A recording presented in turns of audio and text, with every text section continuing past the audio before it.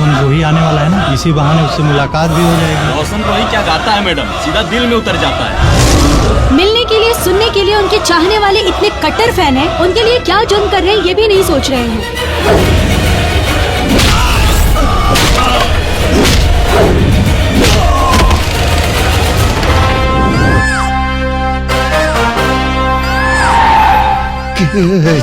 हमर खून के खून निकलस।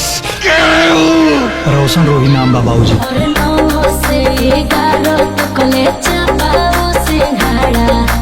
जब बाजा बारा तो पता ही पर पाने जा रहा।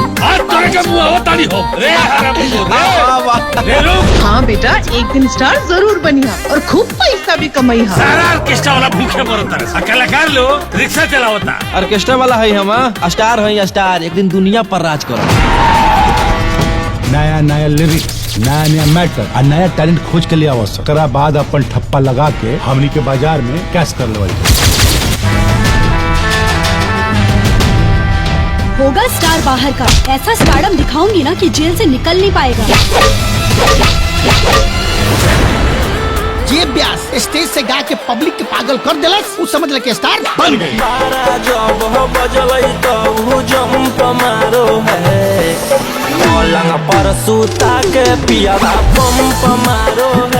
हमरा पास एक बहुत बढ़िया लड़का है जो बहुत बढ़िया गाता है, बस ओकरा एक बार मौका देख के देखिए ना गुरुजी, सुपर स्टार आने वाले भविष्य का सुपर स्टार। मेजर चाहे कर्नल, हमरा उसे मतलब ना है, गाना एकदम हिट चाहिए तो चाहिए। झूमर में फूट जाए चूड़ी, स्ट्राइक मरवाओ, रिपोर्ट मरवाओ, चाहे जितना पैसा लागे पैसा पानी की तरह बहाओ। रोशन रोही के गाना दिवाकर कुमार के चैनल से उतरे के चाहिए। हर बाप के सपना होला कि ओकर बेटा सफल हो जाए। आज हमार बेटा सफल हो गई बा।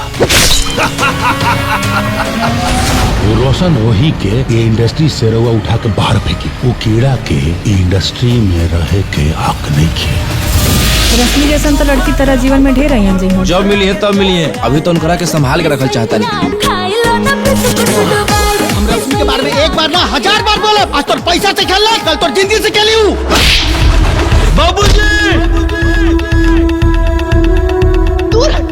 दूर हट, खबरदार अगर हमारे पति के हाथ लगे तो। तुम्हें क्या लगता है तुम्हारी कहानी सुनकर हम लोग इमोशनल हो जाएंगे? कानून के साथ खेलने वाला हर एक इंसान हमारे लिए गुनहगार है।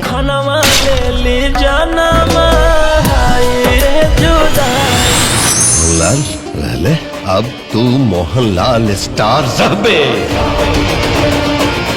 तू इतना गिरल हो खबू, हम कबो सपना में ना सोच ले रही। हर जान ले लेब हम। एक हाथ में हथियार, एक हाथ में चाकू, चेतना से रहो साथे सब पटना कह डाकू। तुम्हारी माँ भी ना मरने के लिए बद्दुआ मांग रही है। सफलता मिलल ही बहुत बड़ा बात ना होला, सफलता के पचा गई बहुत बड़ा बात होला। तुमने एक मासूम कलाकार को क्या से क्या बना दिया। अब मैं कलाकार नहीं, जेल स्टार हो चुका हूँ। क्या करे सर, स्टारडम मेरे खून में ही भरा है, किसी को आता नहीं और मेरे भीतर से जाता नहीं।